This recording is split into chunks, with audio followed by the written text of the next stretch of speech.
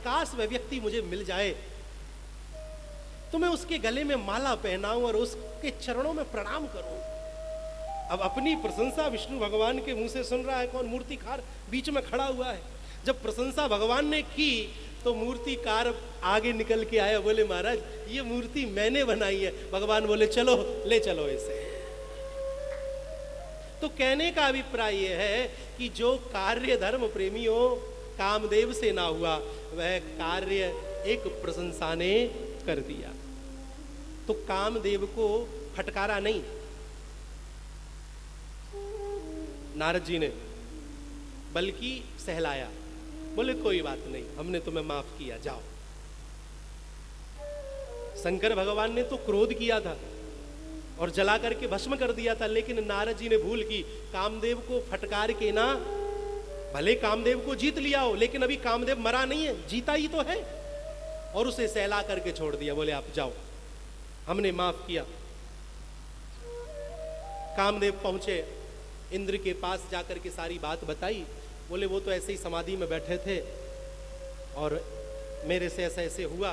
बोले कोई बात नहीं, जब मुनिवर हमारे स्वर्ग लोक को आएंगे तब हम उनसे इस बात के लिए क्षमा याचना कर लेंगे। अब नारद जी मनी मन विचार करने लगे कि शंकर भगवान ने तो कामदेव को जलाया, परास्त नहीं किया, लेकिन मैंने कामदेव को परास्त किया है। चारों तरफ देव ऋषि नारद की चर्चा होने लगी, धर्म प्रेमी चारों तरफ प्रशंसा होने लगी। अरे नारद जी ने कामदेव को परास्त कर दिया, नारद जी ने कामदेव पर विजय प्राप्त कर ली। नारद जी की जहां भी नारद जी जाएं वही नारद जी की प्रशंसा, जहां भी जाएं वही नारद जी की प्रशंसा। अब नारद जी ने मनी मन विचार किया कि शायद ये बात शंकर भगवान को खबर ना हो, कम से कम मुझे ये बात जाकर के शंकर भगवान को तो बतानी चाहिए और उनको मालूम होना चाहिए कि उन्होंने तो कामदेव को जलाया लेकिन मैंने तो कामदेव को हरा दिया। तो देव ऋषि नारद भगवान नाम गाते हुए शंकर भगवान के पास कैलाश पर्वत पहुंचे। श्रीमन नारायण नारायण नारायण नारायण नारायण नारायण श्रीमन नारायण नारायण नारायण नारायण नारायण नारायण श्रीमन नारायण नारायण नारायण श्रीमन नारायण नारायण नारायण श्रीमन नारायण नारायण नारायण श्रीमन नारायण नारायण नारायण। बोलिए शंकर भगवान की जय। भोलेनाथ प्रणाम।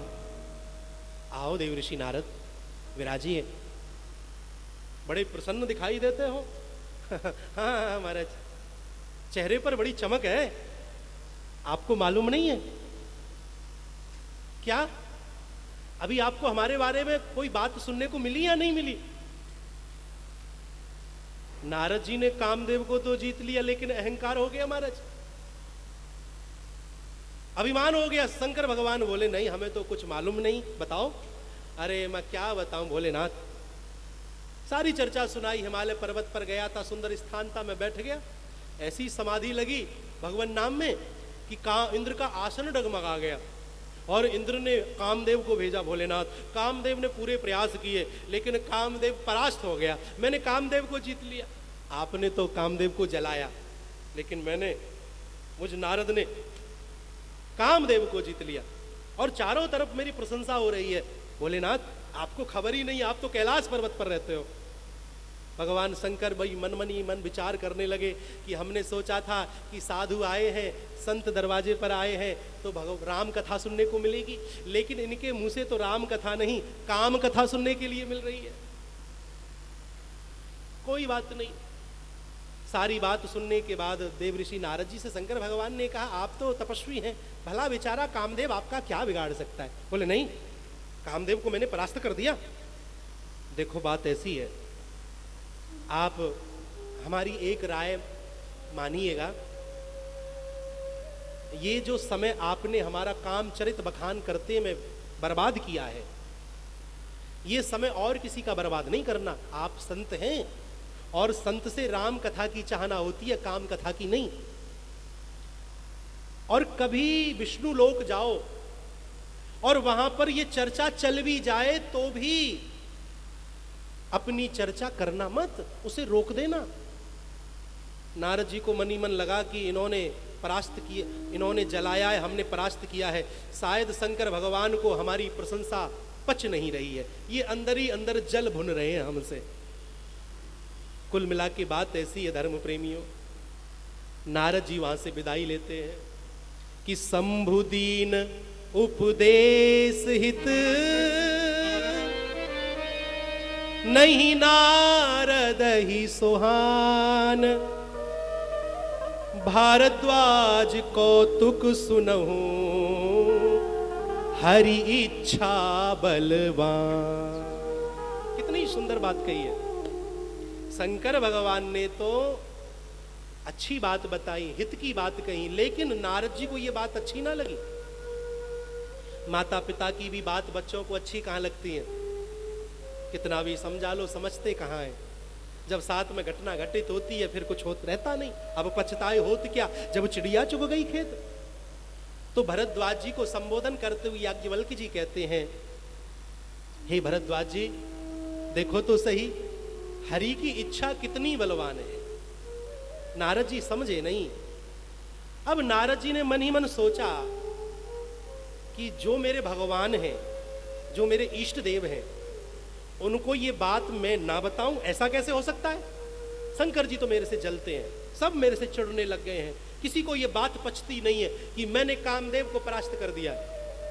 कुल मिलाकर के फिर भगवान नाम गाते हुए श्रीमन नारायण नारायण नारायण, नारायण नारायण नारायण, क्षीर सिंधु गवने मुनि नाथा, क्षीर सिंधु गबने मुनि नाथा, क्षीर सिंधु गवने मुनि नाथा, क्षीर सिंधु गबने मुनि नाथा, जह बस श्रीनिवास श्रुतिनाथा, जय बस श्रीनिवास धृतिदाता, नारायण नारायण नारायण, श्रीमन नारायण नारायण नारायण। नारद जी क्षीर सागर पहुंचे, जहां पर भगवान विष्णु माता लक्ष्मी जी के साथ शेषनाग पर शयन किए हैं। पहुंचे, देखा देव ऋषि नारद जी आए हैं, खड़े होकर के संत का स्वागत किया। बोले बिहसी चराचर राया, बहुत दिनन कीन मुनि दाया। आहा, क्या अद्भुत शब्द है। बोले बिहसी, भगवान हंसते नहीं बिहसते हैं। बिहसने में और हंसने में फर्क है। हंसने में दांत हा हा हा मुंह खुलता है पूरा, लेकिन बिहसने में केवल जो होस्ट है ना वो खिंचते हैं, दो चार दांत दिखते हैं और गालों में गड्ढे पड़ जाते हैं मेरे प्रभु जब भी बिहसते हैं। तो बिहस के मुस्कुरा करके स्वागत किया, आओ मुनिदेव, आओ मुनिवर, आपका बहुत बहुत स्वागत है। बोले बिहसी चराचर राया, बहुत दिनन कीन मुनि दाया, बड़े दिन बाद दया की है, कृपा की है, विराजिए। प्रेम पूर्वक नारद जी को आसन दिया, कुशल क्षेम पूछी, कुशल मंगल है, सब ठीक है। अब नारद जी के ऊपर तो वही काम चरित सवार था महाराज, बस वहां पर वही चर्चा पुनः सुनानी शुरू कर दी। काम चरित नारद सब भाखे, यद्यपि प्रथम बरज शिव राखे। वही काम चरित विष्णु भगवान को भी नारद जी ने कह सुनाया। कब? जबकि शंकर भगवान ने सावधान किया था। विष्णु भगवान ने जब सुना, सारी बात सुनते सुनते समझ गए कि मेरे भक्त नारद के मन में अहंकार का अंकुर फूट गया है, इस अहंकार को मुझे उखाड़ना होगा। जिनकी कृपा से कामदेव को जीता, उन्हीं के सम्मुख जाकर के नारद जी ने अपनी मान बढ़ाई करनी प्रारंभ कर दी। सज्जनों, भगवान कहते हैं नारद जी, आप जैसे तपस्वी मुनि का भला कामदेव क्या बिगाड़ सकता है?